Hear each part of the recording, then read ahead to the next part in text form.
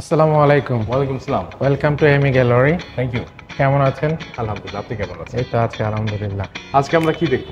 আজকে আমরা দেখব খুবই এক্সক্লুসিভ একটি গাড়ি, আপনার বেইজিং বেইক X55, যেটা আমাদের বাংলাদেশে অ্যাসেম্বল হচ্ছে এবং পাবলিকের ডিমান্ড অনুযায়ী আমরা এই গাড়িটা এনেছি। আশা করি আপনি এই গাড়িটা খুবই পছন্দ করবেন। Thank you. চলুন। বেইক যেহেতু আমরা 2018 সাল থেকে অ্যাসেম্বল করছি, এটা হচ্ছে 2000 সিসির একটি গাড়ি, অফ রোড গাড়ি। তো ওইটা কিন্তু আমাদের দেশে ভালো পপুলার।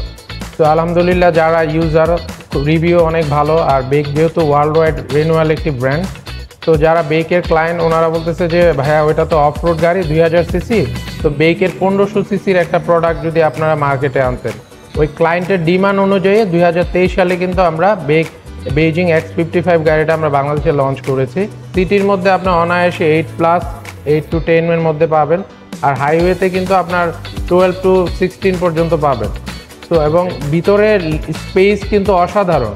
নর্মালি আমরা 5 সিটার গাড়িগুলো খুবই কনজাস্টেড থাকে, বাট এই বেইজিং X55 পিছনের যেই সিটটা আছে খুবই কমফোর্টেবল এবং আপনার বাকেট সিট এবং আপনার লেগ স্পেস অনেক ভালো। বডি ল্যাঙ্গুয়েজটা কমপ্লিটলি আপনি যে হ্যারিয়ার সাথে তুলনা করলেন, আসলে আমরা কারোর সাথে তুলনায় যেতে চাই না, কিন্তু তারপরও বাংলাদেশে একটা বড় মার্কেট টয়টা নিয়ে আছে। হ্যাঁ, এই টয়টার Harrier is a well known একটা এসইউভি কার।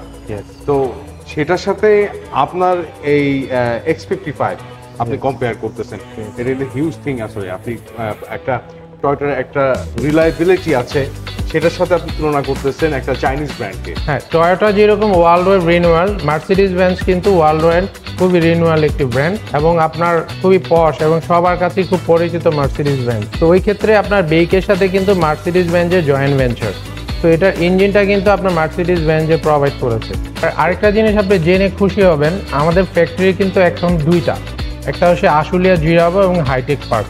এটা কিন্তু আপনার একটা ক্রোম একটা গ্রিল দিয়েছে, স্পোর্টস গ্রিল। তো এইটা কিন্তু আপনার যে কেউ প্রথম দেখাতে এই গাড়িটাকে বলে ভাইয়া এটা কি ইভি কার কিনা, বাট এই গাড়িটা আপনার দুইটা গাড়িকে কম্বিনেশন করে ওরা এই মডেলটাকে ডেভেলপ করেছে। আচ্ছা, এর পাশে চলে আসি আমরা, যদি একটু আস্তে আস্তে দর্শকদের এই সাইডটাও দেখাই। ইউজ করা হচ্ছে অল সিজন টায়ার। ইয়েস, এটা অল সিজন টায়ার এবং ফ্রন্ট হুইল রাইড। লুকিং মিররটা দেখলে এখানে ব্লাইন্ড স্পট নাই বললেই চলে, আসলে জি, কমপ্লিটলি ব্লাইন্ড স্পট নাই। চমৎকার। হ্যান্ড ডোর গুলো একবারে আধুনিক মনে হচ্ছে। তো আমাদের দেশে যেরকম আপনার কোথাও পার্কিং করেছেন, দেখা যায় যে আপনি গাড়ির পাশে নেই, অথবা কেউ এটাকে টান দিয়ে নিয়ে চলে গেল বা কেউ টান দিয়ে খোলার চেষ্টা করলো, ওই ক্ষেত্রে কিন্তু এটা পারবে না। তো আপনি যখন গাড়ির পাশে আসবেন, কি দিয়ে আপনি এটা সাথে সাথে আপনি ওপেন করে ফেলতে পারলেন। আবার আপনি এখানে প্রেস করলে এটা ক্লোজ হয়ে যাচ্ছে। তো ওই ক্ষেত্রে আপনার এই হ্যান্ডেলটা কিন্তু অলওয়েজ প্রটেক্টেড থাকতেছে। চমৎকার। বিল্ট ইন কোয়ালিটি আসলে খুবই অসাধারণ। নিচে আমরা একটা ডিফিউজার দেখতেছি সাইড স্টার্টার, এটা বিল্ট ইন। হ্যাঁ, এটা বিল্ট ইন। কথা বলতে বলতে যদি পিছনে আসি, বাইরে থেকে কিন্তু আসলে বোঝা যাচ্ছে যে গাড়িটা খুব স্পেশাস। হ্যাঁ, প্রচুর জায়গা গাড়িটাতে। এখানে আমরা যদি আমরা পিছনে চলে আসি, আমরা যদি লাইটটা দেখতে পারি, এটা ব্যাকলাইটটা রাসেল সাহেব একটু গাড়ি থেকে বাড়তি হওয়ার কারণটা কি? এটা হচ্ছে আপনার ওরা কিন্তু একটা স্পোর্টি লুক দিয়েছে। আপনি যদি স্পোর্টস কারগুলো দেখেন, ওরা কিন্তু আপনার লাইটগুলোকে একটু আপনার স্পোর্টি লুক দিয়েছে। নর্মালি আপনার এসইউভি গুলাতে কিন্তু রাউন্ড শেপ লাইট থাকে, বাট এটাতে ওরা একটা স্পোর্টি এবং আপনার ক্রোম টাইপের একটা আপনার লাইট দিয়েছে। এতে কিন্তু ভিজিবিলিটিও বাড়ছে। ইয়েস, মনে হচ্ছে গাড়িটা দূর থেকে লাইটটা দেখা যায়, আগে দেখা যাচ্ছে। গ্রাউন্ড ক্লিয়ারেন্স নিয়ে কথা বলি, আমার তো মনে হয় বাংলাদেশের কোনো রাস্তায় এটা বাজার না, এটা আপনার 160 আপনার গ্রাউন্ড ক্লিয়ারেন্স। ওকে, আমরা একটু দর্শকদের গ্রাউন্ড ক্লিয়ারেন্সটা দেখাই।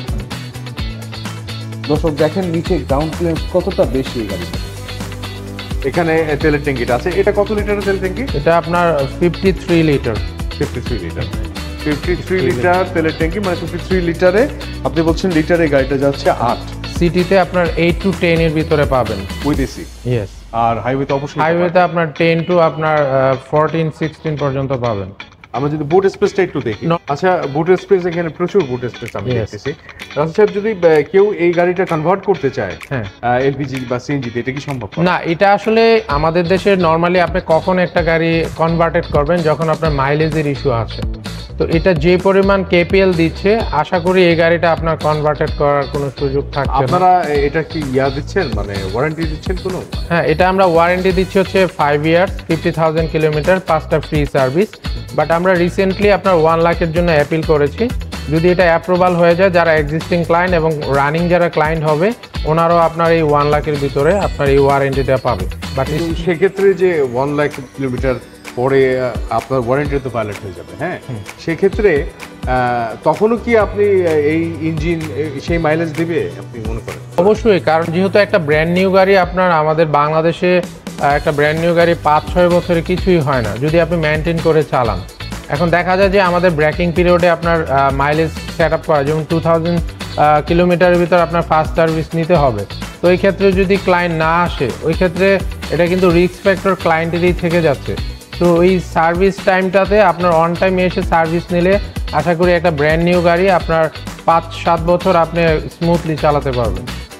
আমাকে বন্ধ করে দিই, আমরা তো এখন এক্সপিরিয়েন্সটা দেখলামই, আপনি দর্শকদের বুট স্পেসটাও দেখাই দিলেন। আমরা দর্শকদের ইন্টেরিয়রটা একটু দেখাতে চাই।